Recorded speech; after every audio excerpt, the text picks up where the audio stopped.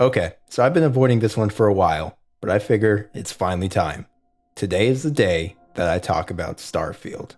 I've been putting this one off because generally I prefer to talk about video games I love and ones that make me happy. And, well, Starfield is basically the antithesis of that. I'm not sure if there has ever been a game to disappoint me more or make me feel sadder than Starfield. I don't want to make a video just trashing this game though, because to be clear, I don't think it deserves that. I know a lot of people really love this game, and despite the massive amount of disappointment it made me feel, I don't by any means think that Starfield is a bad game. So rather than make a video just dunking on it and its faults, I instead want to look at the future and see if there's any hope of Starfield to eventually realize its massive potential. Bethesda has plans to support this game for years, supposedly, and despite my many issues with it, it's hard to deny that there is at least a somewhat solid foundation here. So is there hope for Starfield to one day actually meet its lofty goals? Or is it doomed to be a disappointment forever? Let's talk about it. First, let's set the stage. Prior to its release, Starfield had massive hype. It was Bethesda's first new IP in 25 years, and at one point Todd Howard described it as Skyrim in space. Considering that Skyrim is one of the most beloved games of all time, you can understand how this statement alone would get the masses very excited. Speaking for myself personally, my anticipation for this game was almost unbearable. I consider myself a massive Bethesda mark, and even in a year as stacked as 2023, Starfield was far and away my most anticipated release of the year. I've always been primarily a PlayStation and Nintendo gamer, so Starfield was what finally forced me to buy an Xbox, making Starfield essentially a $500 purchase for me. But I did not care. This was Bethesda's first new RPG in what felt like ages, and I would have shelled out $1,000 for it if I had to. I bought it, played it religiously for a week, and then, as was the case for many others, the disappointment began to set in. Again, I don't want to make this video a flat-out assault on the game, so I will make this brief, but I find Starfield to be deeply flawed. The world and characters feel incredibly flat and boring compared to Bethesda's other games. The way it handles world maps and traversal in general is baffling, and the whole 1,000 different planets to explore selling point was disappointing at best and flat out misleading at worst. These issues, amongst many others, caused the general sentiment around the game to be overwhelmingly disappointing after its release, especially when you take into consideration the extreme levels of hype surrounding it. So where do we go from here? Is Starfield doomed to be one of Bethesda's biggest disappointments, or is there hope that one day this game could live up to that massive pre-release hype? I recently went back to the game for the first time in ages the other day, and came away feeling a little bit more hopeful about the title's future. It is worth mentioning though that this experience almost didn't come to fruition, as when I reloaded my most recent save, I realized I was currently on the Entangled mission on my New Game Plus run.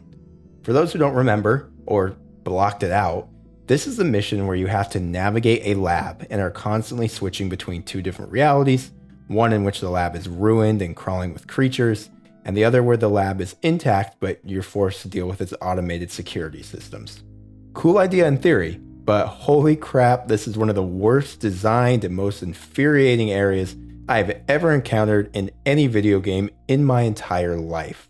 The layouts of the labs in both universes are convoluted with constant walls and doors impeding your path forward, and the mission marker is all but useless. I'm not exaggerating when I say I was stuck on this for hours during my first playthrough. I hate this mission with a burning, fiery passion, but I pushed through and forced myself to complete it a second time so I could see how the game had improved in my time away. And once I got through this hellscape of a level, I started to see that maybe Starfield still has a shot at redemption.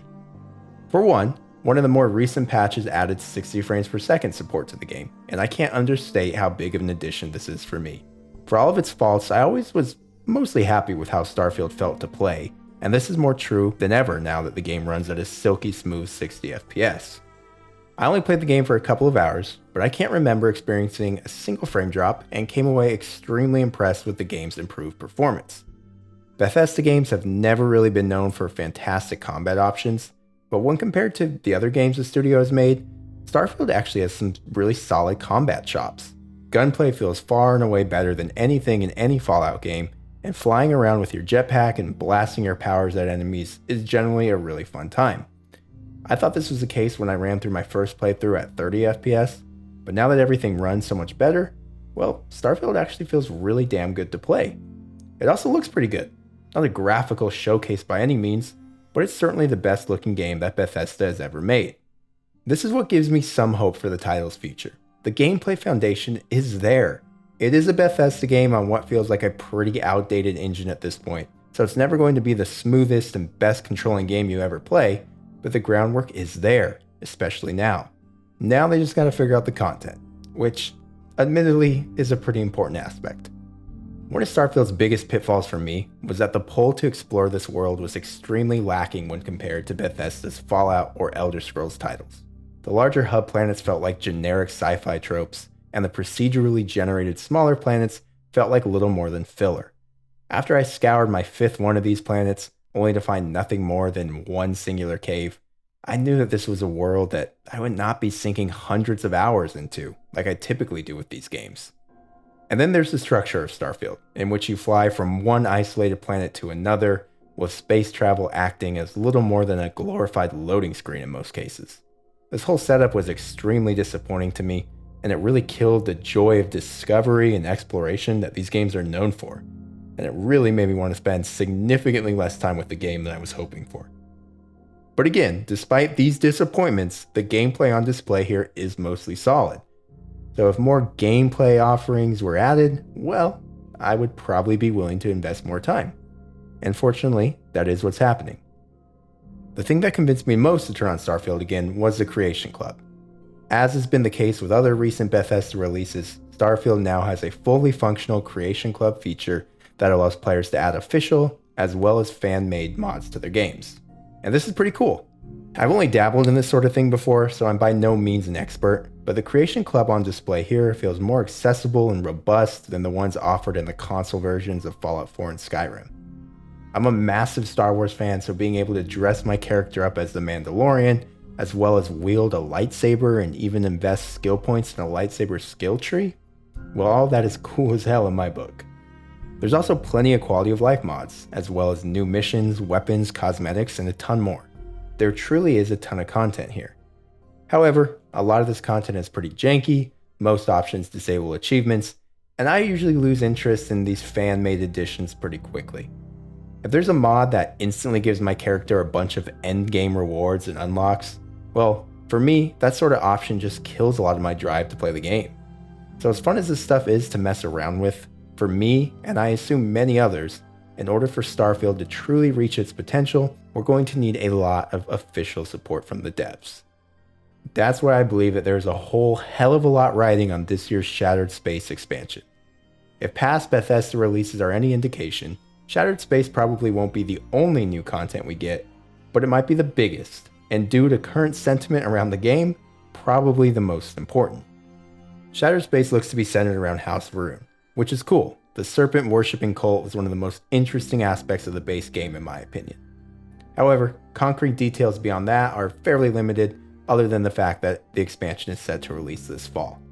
Despite the limited information, I am at least a little optimistic about the direction the DLC seems to be going. I get that Starfield was going for a more grounded sci-fi approach with its NASA punk aesthetic, and maybe this is more of a reflection of my personal taste than anything, but it just didn't really click for me.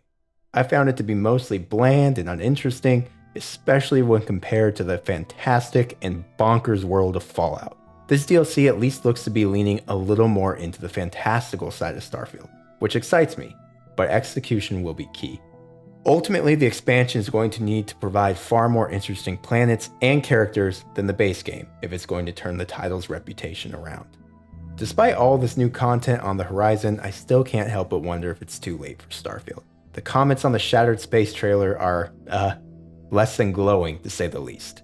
The top comments are mostly bashing the base game and its shortcomings, or expressing regret in purchasing the package that included the DLC before the game's initial release. Other comments pointed out the video's low amount of views and laughed at the general apathy that gamers seem to have towards the franchise. Basically, all things that you don't want to see on your hyped up expansion trailer. The fact of the matter is, Shattered Space might have to be an all-time DLC package to convince people to come back to the game and actually change their perception on it. And I'm not quite sure it has that in it. I want to love Starfield. Believe me, I really, really do. And you can bet that if Shattered Space and other future additions to the game are well received, I will be back at my Xbox, immediately ready to give this game a second, third, and fourth chance. And who knows, maybe Starfield will always be a disappointment to me, but I'm not ready to completely give up hope yet. God knows we're not getting a new Fallout or Elder Scrolls game anytime soon, so I'm going to do everything I can to give this game a shot. But to be honest, maybe that's just me still trying to justify my $500 purchase. Anyway, let me know your thoughts in the comments below. I want to hear why Starfield disappointed you, or if you love the game, I want to hear your reasons for that as well. I know this game does have a lot of fans out there. I just wish I was a bigger one myself. And as always, thanks everyone for watching.